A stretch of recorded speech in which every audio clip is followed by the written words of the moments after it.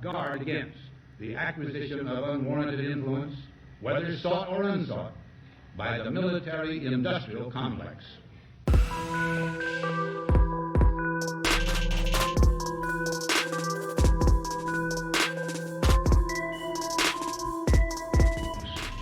Our toil, resources, and livelihood are all involved. So is the very structure of our society.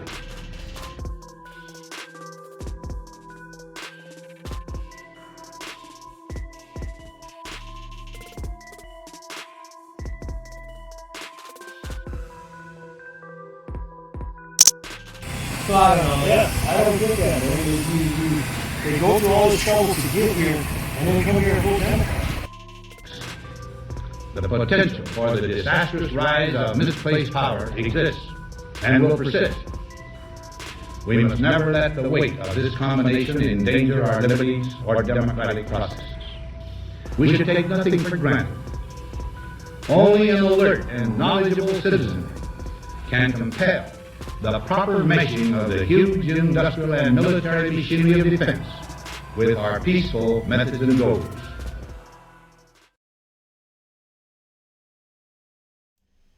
And good evening. I'm probably going to keep this pretty short because I'm not sure of the quality here. Hopefully you might get a few people to drop in because I have chat enabled on this. But it's a work in progress. Let me see if the chat box shows up here. Come on. There we go. Now there should be a chat box here, but that doesn't seem to be happening right now. So that's a work in progress. All right. So at any rate, I got a new microphone. Hopefully that's sounding better. I've got a new laptop, which now, like that, give you an idea, that intro video that takes like about a minute and 20 some seconds on the old system to make any changes to that and render it took 20 minutes to an hour if I was lucky, if it didn't just fail to begin with. Picked up some Rode some of these Rode microphones, wireless microphones. I'm not using it right now, but shortly when I start, when I do the book release for the next book, the ShadowNet, Archetypes of the ShadowNet. When I release that book shortly, I will be doing a lot of speaking engagements around Florida and anywhere I'm called upon, really. And so this will be an interesting part to it. I'll be able to record the events with pretty good quality for voice and video. Then I'll be able to post it on my Patreon page for my Patreon supporters, and then like probably the next day, or I don't know when it'll be available to the public. But we'll be doing those. Last summer I did about maybe one a week or so, at least a couple a month. So I want to do more, though. I want to start doing at least one a week, and I want to record them and stream them. You like my line cup here? I got a couple different camera angles here too that I can go to now, which is kind of nice. And hopefully the audio is working good. That's like I said, I'm going to keep it short because this is all new hardware.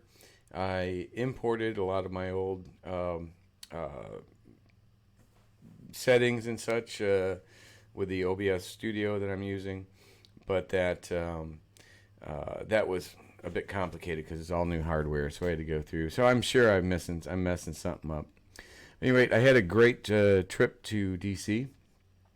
Not going to go into too much detail with that, but suffice to say, I walked into the Honorable Lindsey Graham to the Senate Judiciary Committee. Hold this up. I think that'll show it pretty good. And I had sent this to them back 15 July 2019. It's about 35 pages. This girl Sarah has it posted, I believe, as a PDF at her site. I've been so busy I haven't been able to touch base with anybody these last few days between DC and then riding back and everything falling apart with that. Like, I was gonna go with the train. I was gonna take the auto train. It's a straight nonstop shot between Florida and DC. But I blame Hunter Biden on this because, okay, granted, auto train, you would probably maybe assume that it might require a car, but it seems stupid that you would have to have a car to be able to take the auto train. I get it. There's logic to the wording on it, but Amtrak's, why, how much does it cost to just have people ride it who want to go to that area and don't want to bring a damn car? Maybe they want to take an Uber when they get there, but they don't want to have 120 stops like you do taking the other one. If I go from Tampa, the regular Amtrak's 21 hours. That's 16 hours, and it's really nice. I was going to work on my book and on the ride up there, and but I blame Hunter Biden because we put people like him on the board of directors for frickin' Amtrak, and then you wonder why Amtrak's always reaching out for more money because they aren't profitable. Well, maybe if you stopped turning people away who want to ride your damn train, and instead they have to rent a car. If you wanted to stop and turning people away, and you still had to ask for money, then okay. But stop asking for money when you're doing such a crappy job. But anyway, so I went to D.C. I went to the Senate Judiciary Committee. Actually had about a 45-minute meeting with two, I guess, staff members, but they seemed like they were investigators or something. And they took pretty good notes. I gave them a copy of this. I asked them, hey, I sent this to you guys in July, and repeatedly. This was certified mail. This was fax a couple different times, and nobody ever responded back. Why aren't you responding back? I kind of think I deserve a response. So then I walked down, and I had a similar paper. I walked down to the office of Devin Nunes, and I walked down to Matt Gaetz' office. And I spoke to their staff members and asked them the same question. I've been trying to get this information to them since December of last year, a full year now with Devin Nunes.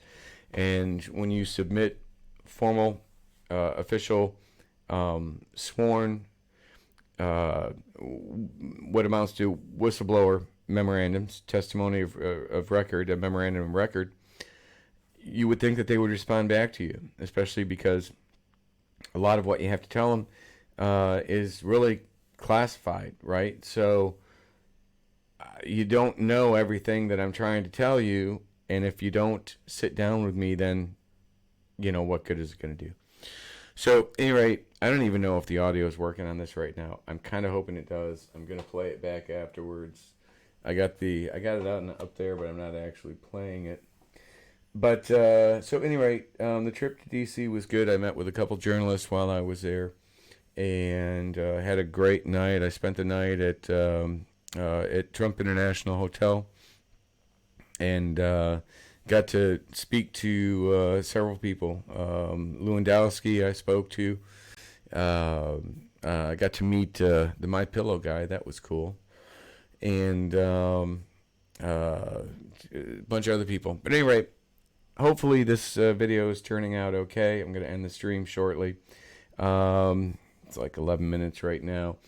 In the near future, George Kalala, one of the original founders of Bikers for Trump, now the co-founder of Bikers for 45, good friend of mine, been extremely helpful for me in getting my story out, and extremely helpful for just Republicans and conservatives throughout Florida and pretty much around the country. He's a very active, awesome man. So I'll have George on here shortly. I'll talk to my friend Fred Taylor. He's a 3-time Purple Heart recipient. He's got the most amazing story, and I'll play his.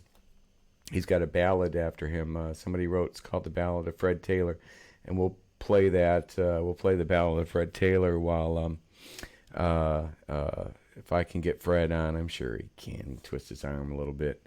But at any rate, I hope this turns out okay.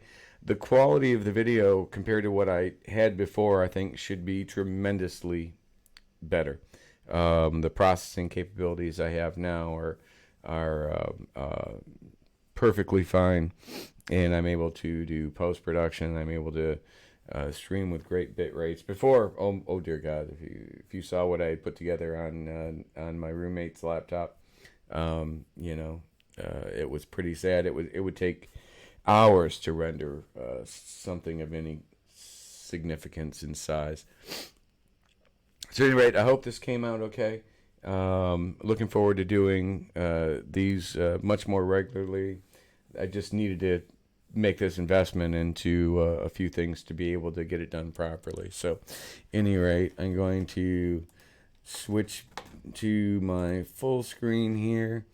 I'll have more stuff that I'll be adding on to it, and trying to make it look good. I think, maybe I'll be able to talk my daughters, either one of them, in to help me out with some video. But otherwise, I'll take a look at this. If I see anything that, needs tweaking, I'll try to tweak it out a bit. If you have any feedback or any questions for me, please don't hesitate to let me know. Could use any support that you can get on my Patreon site, the ShadowNet Hacker. Had a lot of support for my trip to DC. Thank you very much for everyone who helped out. I'll be actually naming those people and speaking to a couple other journalists here in the next day or so that raised money to help me with the trip as well. So very cool.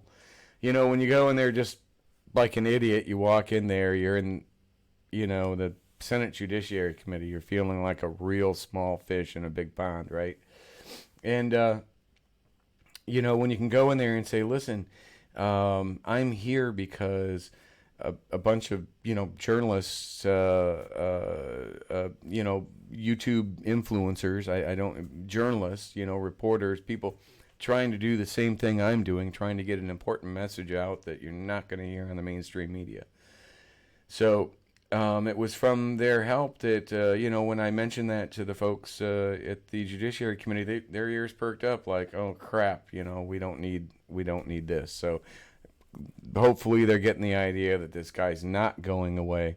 It's only going to be getting worse with me. Trust me. I'll be going, like I said, I'll be doing the speaking events here. I'll be launching my next book here shortly. And they're going to have to answer the questions that I've been asking. They're not going to just get away with it. But anyway, look forward to doing some more of these, and looking forward to any feedback anybody has. Thank you very much for your time, and this is PFC Berge signing off.